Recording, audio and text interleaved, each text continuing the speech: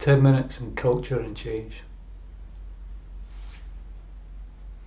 Well, here we go, 10 minutes on culture and change. Now that's quite a difficult task. Culture is something that is really all-encompassing. It, strangely enough, derives from the idea of cultivating the land. And if you think about that metaphor of cultivating the land, to make something grow depends very much on the soil and the soil structure that you have available, the tools that you have to hand, the knowledge that's embedded in the way that we've done things for centuries and what works within that context, and also in the way that people bring particular materials or particular enactments to it. So like what seeds they bring to it, what crops they're trying to grow, what kind of fertilizers they use, what kind of rain they have available.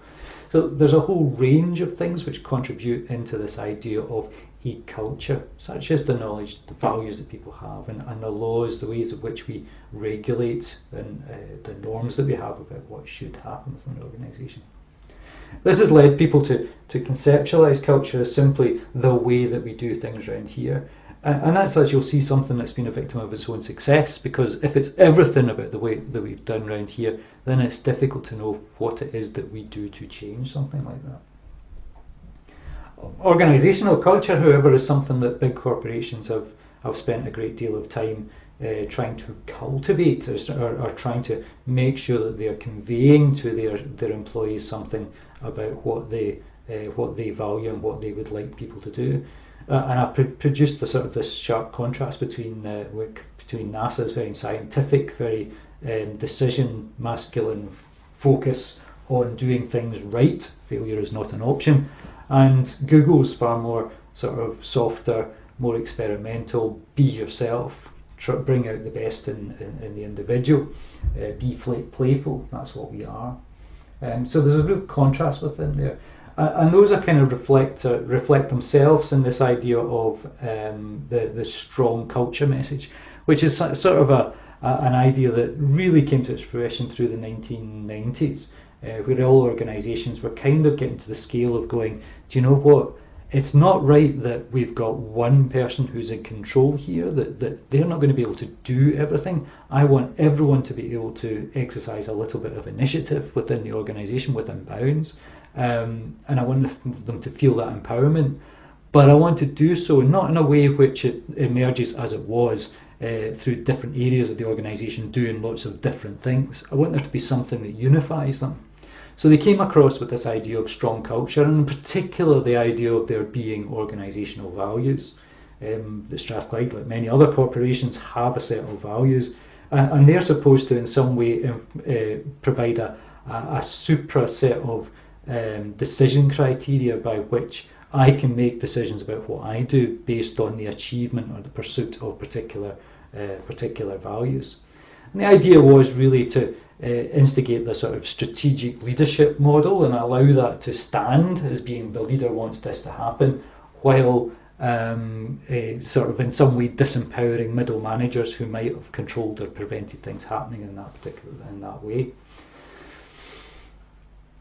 The idea being that you're going to align people, you're going to draw creativity out of that, but that kind of has its own obstacle, because what it does within there is it says, okay, I want you to be here and I want you to learn, but I want you to learn within a set of values or a constrained set of understandings of what it is that the organisation's after. So sure, I want you to observe, I want you to reflect on what's happening, and I want you to come up with new ways. I want you to learn, but in a very single loop fashion. I'll develop more of that in a minute. Now, culture has been something, as I said, a giant-sized monster that has kind of escaped us. So the theorists have kind of moved from culture to organisational identity. Now, organisational identity is equally weird. It's kind of got that same kind of it's everything aspect to it, which says this is what we are as an organisation. And as Corley points out, it represents insiders' perceptions about what distinguishes their organisation from others, and provides a foundation for presenting that to outsiders. Now, why is that important? It's important kind of because what the organisational identity does is it provides a point of identification. I am a member of this organisation, and this is something that is potentially quite valuable to me. So identification allows us to say something about the relationship between the individual and the organisation, such that when the organisation makes change, the individual continues to identify and therefore adapts to the same set of movements. Okay, so in a way, it's subordinating what the individual might want or their particular concerns and desires in favour of what the organisation is trying to do, and it provides that individual with a way of acting by saying, when they ask the question of what do I do now, the answer is, well, what is the organisation doing? So that point of identification helps and aids in change. So yes, organisational identities are socially constructed, and if when you read the Corley paper, what you discover is they're socially constructed by actors in different ways. So important to understand is not only that organisations are adaptive and move, but they're multiple and are interpreted at different levels. In his study, in Kevin's study, what you discovered that the higher levels of the organisation saw organisational identity being something of an embodiment of the strategy. This is what the organisation is doing, how it's overcoming its problems in the market, how it's competing and all the rest of it. Lower levels, however, where because that strategy is embedded in a set of norms that people are expected, are far more likely to identify with the organisational culture, that sense of belonging within it, and who we are and what we do. And that in itself signals something about the problems of culture itself. Culture regulates, but it also constrains by providing continuity, habitual ways in which things are done, simply because that's who we are and this is what we do. That's fine as long as you want stability, but increasingly in organisations, of course, you want somebody that's going to be able to adapt to the unfolding situations. So they don't want necessarily this single loop learning over here. What they want is to break that, to come up with what they call double loop learning, to provide the learning that produces the innovative, adaptive ideas that will take them beyond just doing what they do just now.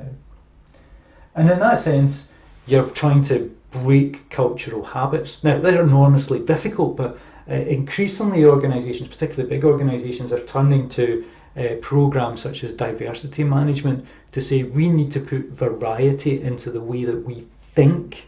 And the way that we think is driven by not just having a set of people around us that are like us, but have got a diverse set of backgrounds and have got a diverse set of mindsets. So I'm seeing this people in consultancy organisations talking about this one, and it sort of combines the two elements or those two strands of how you might think about diversity, either as something which is about policy driven, must be equal on race, must be equal on sexuality, must be equal on disability. It's more than that now.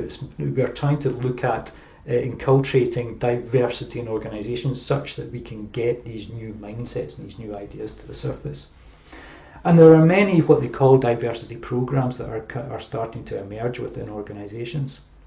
The Gilbert and Ivancevich paper picks up on this one, and there's a really interesting case, now a little bit old, but they contrast two diversity programs.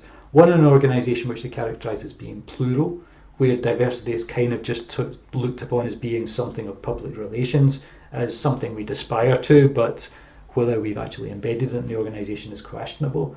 And they contrast that with a multicultural organisation, where diversity is a corporate philosophy and it is a business imperative within it. And they pull out from that 5 differentiating factors.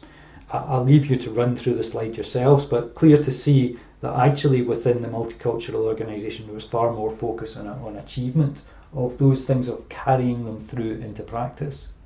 And when you do look at those 5 elements, then what I would like you to do is go back and look at the aspects that we've talked about in here. So look at what the multicultural organisation was doing in terms of organisational identity.